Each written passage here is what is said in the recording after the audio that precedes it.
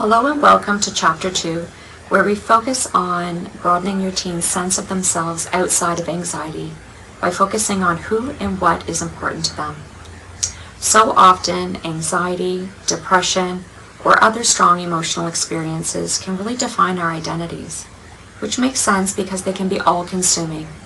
And yet, we are more than our emotions, we are more than our experiences, and when we can connect to who and what matters, we can connect to who we are as an individual, as well as be more likely to tolerate some of the discomforts that show up when we move towards what's important to us. Now, I have been ziplining in Costa Rica, and that was a terrifying experience. And yet, admittedly, being a parent is still the most anxiety-provoking experience I've ever had.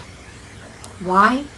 Because my child's well-being, their safety, and their general happiness is incredibly important to me. And what we value also makes us vulnerable. Fortunately, those values also help us make space for all of the discomforts such as anxiety or the multitude of sacrifices that we have to make as a parent that show up. Do you remember 3 a.m. feedings? Or maybe if you're similar to me at this stage of the game, it's more about those late night pickups when my bedtime seems to get earlier and earlier. So now, in the spirit of walking alongside our teens, I'm going to encourage you to do an exercise similar to what they're doing this week. I'd like you to make a list of the people who matter.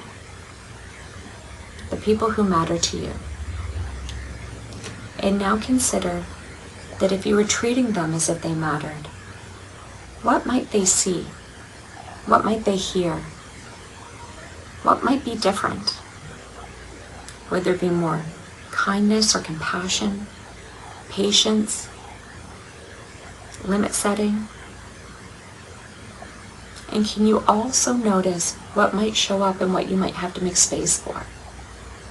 For me, as a parent, I often need to create some space for anxiety about their future, or frustration or impatience around feeling like I'm having the same conversation over and over.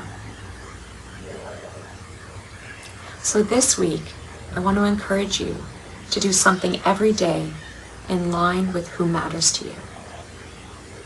I also want you to notice if there's any discomforts, any thoughts or feelings that might show up as you do so. And practice breathing into them, knowing that they're there because you're connecting with who and what matters to you. Until next time, take care.